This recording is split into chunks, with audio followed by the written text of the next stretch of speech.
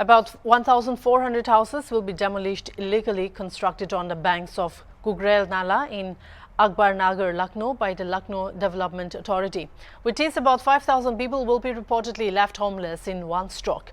UP Cabinet Minister Sanjay Nishad on Friday night reached Akbar Nagar and interacted with the residents who shared their problems. The demolition step is being carried out by the government for the beautification of Gugrel and development of riverfront. Lucknow Development Authority and municipal corporation officials pasted LDA notices on the houses of Akbar Nagar residents which said that these illegal constructions have been built on the land of Nuzul. Residents living in Akbar says that they have been living there for their 2 to 3 generations, and before that the government never sent them notices. Even if their houses have government electricity connections, then how can their houses be illegal? राजधानी लखनऊ का river front development, जिसको लेकर के कुकरेल से जाते हुए रास्ते जहां पर झुग्गी बस्तियां हैं और पक्के मकान हैं, उसके साथ साथ दुकानें भी हैं, उनके ध्वस्तीकरण का लखनऊ विकास प्राधिकरण के पास आदेश आया। जिसके बाद एक इलाका भीकमपुर, जहां पर लगभग 74 के आसपास मकानों को ध्वस्त किया गया। हालांकि उनको दूसरी जगह पे जो मकान थे उनका अलॉटमेंट कर दिया गया, लेकिन उसके बाद जो अकबर नगर था वहां से महज 100 मीटर और मान के चलिए आप आधा किलोमीटर के डिस्टेंस पे अकबर नगर इलाका था, जहां पर लगभग 1300 के आसपास परिवार रहते हैं। उनको वो लोग जाकर के उन्होंने कोर्ट का दरवाजा खटखटाया और कोर्ट के दरवाजा खटखटाने के बाद उनको 14 तारीख तक का स्टे दिया गया था। और आज 15 तारीख है। देर रात यहाँ पे एलडीए के साथ साथ नगर निगम की टीम पहुंची थी और उनकी दुकानों पर नोटिस चस्पा करी हुई थी। हम उसी जगह पर मौजूद हैं। तस्वीरों में देखिए आप, यहाँ पे नोटिस लगाई गई है। लगभग 27 के आसपास दुकानें हैं जिन पे नोटिस चस्पा किया गया है। उनको कहा गया है कि दुकान को खाली कर दिया जाए, अन्यथा उसको ध्वस्त कर दिया जाएगा। जिसके बाद से ही यहाँ के लोगों में गहरा आक्रोश है। बड़ी संख्या में यहाँ पे लोग मौजूद हैं। आप देखिए, ये मोहल्ले वासी हैं जिनकी दुकानें हैं, जिनके मकान यहाँ पे हैं, जिनको वार्निंग दी गई है कि आप दुकान को और अपने मकानों को खाली कर दें। जिसके बाद से ही इनमें गहरा आक्रोश है। अभी थोड़ी देर पहले यहाँ पे कैबिनेट मंत्री संजय निषाद भी पहुंचे थे, जिन्होंने इनको समझाने की कोशिश करी थी, आश्वासन दिया था, लेकिन उसके बावजूद भी जो लोग हैं उनके दिल को तसल्ली नहीं मिली, क्योंकि किसी का घर है, किसी का आशिया है, अगर वो उजड़ जाएगा तो वो आखिर कहाँ जाएगा। लोग हैं, हम इनसे बात करेंगे, इनसे पूछेंगे कि आखिर क्या स्थिति है। भाई साहब, कब से रह रहे हैं आप यहाँ? हमारी यहाँ दूसरी पीढ़ी है। मेरे पिताजी और मेरी उम्र 30 साल है। हाँ। मैंने यहाँ बचपन से यही पढ़ाई की, BA LLB की पढ़ाई की। हाँ। मैं सरकार से यही आग्रह करना चाहता हूँ कि हमारे घर को और हमारे छत को मतलब न तोड़ा जाए। मैं हाउस टैक्स, बिजली का बिल, पानी का बिल, मतलब जितनी सरकार की सारी सुविधाएं होती है मैं सब मतलब देता हूँ। मैं सरकार से यही आग्रह करना चाहता हूँ कि बच्चों की पढ़ाई के भविष्य अंधकार में न जाए, क्योंकि सरकार का एक नारा है बेटी पढ़ाओ बेटी बचाओ अभियान। यहाँ कितनी बेटियों का जो है भविष्य अंधकार में हो जाएगा। कई बेटियां डॉक्टर बनना चाहती हैं, कई बेटियां जज बनना चाहती हैं, कई बेटियों के सपनों को जो है अंधकार में चला जाएगा। इसलिए मैं योगी जी से और माननीय मोदी जी से आग्रह करना चाहता हूँ कि इन गरीबों को और हमारे जैसे युवाओं का छत न छीने। बस मैं यही आग्रह करना चाहता हूँ सरकार से। बहुत दुख का विषय है और हम लोग दिन रात मतलब जो है बस बता नहीं सकता हूँ क्या।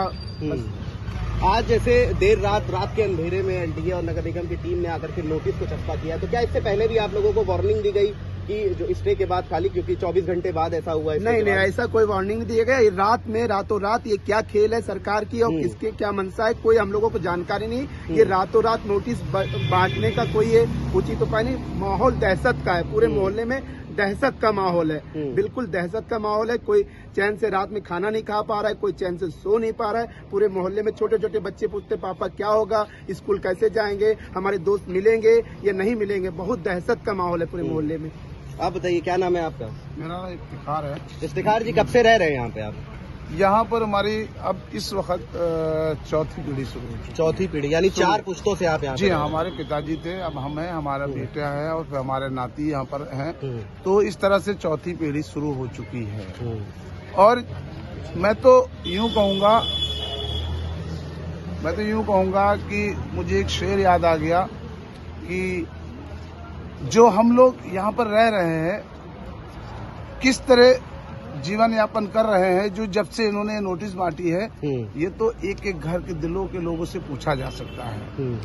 और जो हालात है, सरकार जो हमारी है वो प्रदेश की राजा है और यहाँ की जनता उनकी प्रजा है। सरकार तो लोगों को बसाने का काम करती है। मैं सोचकर बड़ा दुर्भाग्य है हम सबका कि कि हम लोग को उजाड़ने का काम किया जा रहा है। राजा तो हम लोग को बसा रही है, राजा तो चाहती है हमारी प्रजा खुशहाल रहे, लेकिन जिस तरीके का इनका दुख है, हम लोग का जो दुख है वो मैं शायद बयां नहीं कर पा रहा हूँ। लेकिन चूंकि इतना दुख है मुझे, इसलिए मैं वो शब्द नहीं जुटा पा रहा हूँ। सरकार कह रही है कि मैं यहाँ की जनता को खुशहाल देखना चाहते हैं, यहाँ की जनता खुशहाल रहे, रोजी रोटी जोड़े। आप बताइए, हम सबकी अगर दुकानें और मकानें सब तोड़ दी जाएंगी, क्या हमारी रोजी रोटी रह जाएगी? क्या रोजगार हमारे पास रहेगा? हम सब बेरोजगार हो जाएंगे। हम लोग कहाँ जाएंगे? हम लोग का पूरा परिवार है, हमारे बच्चे शादी करने के लायक हैं। अब उनकी बेटी की शादी करूं कि अपना घर जो टूट गया उसको जोड़ूं, मेरे समझ में नहीं आ रही। सरकार, हम लोग कैसे जिए? हम लोग की स्थिति तो ये है कि न जीने में है, न मरने में है, न जी पा रहे हैं, न मर पा रहे हैं। एक सिसक कर जीवन जी रहे हैं। मैं सरकार से कहूंगा कि ये सरकार हमारी तो हम लोगों को जहाँ पर बढ़ाना चाहती है, प्रदेश को खुशहाल जनता बनाना चाहती है, तो फिर हम लोग को दुखाल क्यों कर रही है? हमारा क्या अपराध है? हमारे पिताजी लोग यहाँ पर रहे थे, हम लोग तो समझ रहे थे हमारा यही जीवन है, यही संसार है, यहाँ पर तमाम सपने हम लोगों ने अपने जुटा रखे। तो आपके पास ही ये भीकमपुर जो जगह थी जहाँ पे ध्वस्तीकरण हुआ, वहाँ पे कई लोगों को मकान अलॉट किया गया, दुबग्गा में जो प्रधानमंत्री योजना है, तो क्या आप लोगों को इस तरीके की कुछ स्कीम बताई गई है?